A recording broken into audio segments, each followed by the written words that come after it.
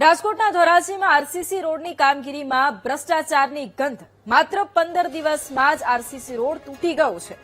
ધોરાજીમાં Galaxy ચોકથી Jamnavad સુધી બનાવેલા નવા આરસીસી રોડમાં ગાબડા પડી ગયા છે. નવો રોડ ખુલ્લો મૂક્યાના 15 દિવસમાં કાંકરીઓ દેખાવા લાગી અને ગાબડા પડી ગયા. માત્ર 15 દિવસમાં રોડ પરથી સિમેન્ટ તો ગાયબ જ થઈ ગયો. સ્થાનિકોનો આક્ષેપ છે કે રોડના કામમાં કોન્ટ્રાક્ટરે હલકી ગુણવત્તાનું મટીરીયલ વાપર્યું છે, જેથી રોડની આવી હાલત થઈ ગઈ છે.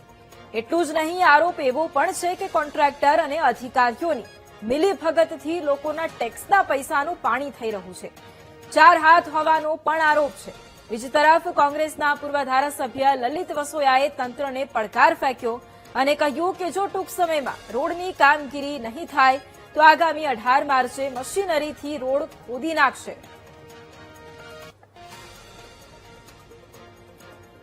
મારી માંગ એટલી જ છે કે કોઈ પણ કોન્ટ્રાક્ટર હોય કે ધારાસભ્ય હોય કે લોકોના પૈસા ટેક્સથી પગાર લે છે, આરોગ્યનો સુવિધા લે છે, ગાંધીનગરની અંદર સત્રની અંદર ફી લે છે, પગાર ભથ્થું ચૂકવે છે, તો પણ ભ્રષ્ટાચાર થાય છે.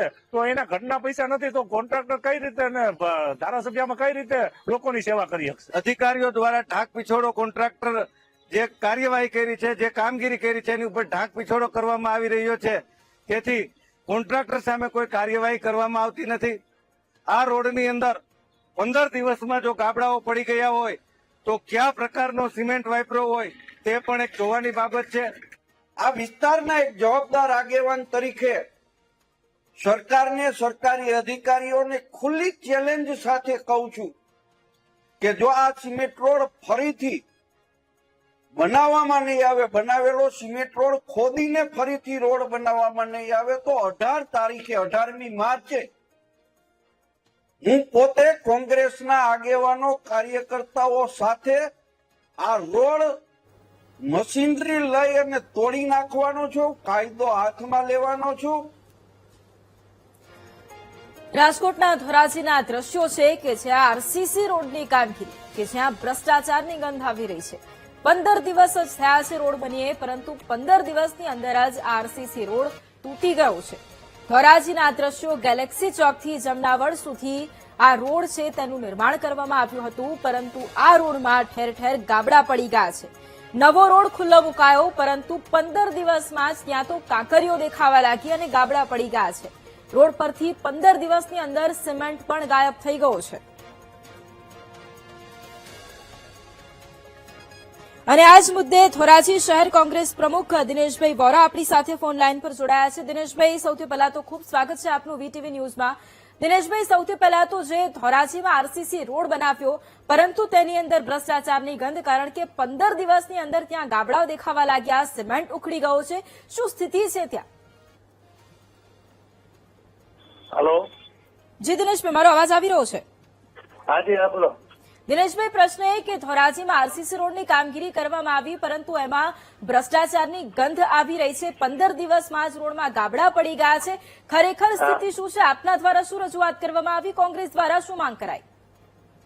કોન્ટ્રાક્ટર દ્વારા જે કમિશન છે કમલમ સુધી પહોંચાડવામાં આવ્યું હોય એવો મારો આક્ષેપ છે. અને આ રોડની અંદર ઠેર ઠેર ગાબડાઓ પડી ગયા છે. રોડને હજી 15 દિવસ નથી ત્યાં ખુલ્લો મૂકવામાં આવ્યો એને. જી દિનેશભાઈ, જે તે સમયે આ રોડની કામગીરી ચાલી રહી હતી ત્યારે શું કોંગ્રેસ દ્વારા પ્રશ્નો ઉભા કરવામાં આવ્યા હતા? કારણ કે કોન્ટ્રાક્ટર અને અધિકારીઓની મિલીભગત હોવાનો પણ આક્ષેપ થઈ રહ્યો છે. આ કોન્ટ્રાક્ટર દ્વારા જયારે કામગીરી ચાલુ કરવામાં આવી હતી ત્યારે અધિકારીઓને ફોન કરી અવારનવાર રજૂઆતો કરી હતી, છતાં પણ અધિકારીઓ કોન્ટ્રાક્ટરને કોઈ સૂચના આપતા નથી. અધિકારીઓ રોડની કામગીરી ચાલુ હોય ત્યાં ફરકતા નથી. જાણે કે અધિકારીઓ અને ધારાસભ્યની ભાગીદારીથી આ કામ ચાલતું હોય એવું અમને લાગી રહ્યું હતું. અને ખરેખર જયારે રોડ બની ગયો અને ખુલ્લો મૂકવામાં આવ્યો ત્યારે 15 દિવસની અંદર આ રોડની અંદર ગાબડાઓ પડી ગયા અને પાછા એ ગાબડાઓને ડામરથી પૂરી દેવામાં આવ્યા અને ઢાંકી દેવામાં આવ્યા. જી દિનેશભાઈ, કારણ કે આપે જેમ જણાવ્યું કે પહેલા પણ રજૂઆત કરવામાં આવી હતી અને જે પ્રમાણે ભ્રષ્ટાચારની ગંધ આ રોડના કામમાં અત્યારે સામે આવી રહી છે, ત્યારે હવે આગામી સમયમાં કોંગ્રેસ દ્વારા કઈ રીતે વિરોધ કરવામાં આવશે? કારણ કે લલિત વસોયા પૂર્વ ધારાસભ્ય તેમણે પણ એ કહ્યું છે કે આગામી સમયમાં મશીનરી દ્વારા રોડ તોડી નાખીશું. એટલે કોંગ્રેસ દ્વારા હવે આગામી સમયમાં કઈ રીતે વિરોધ પ્રદર્શન?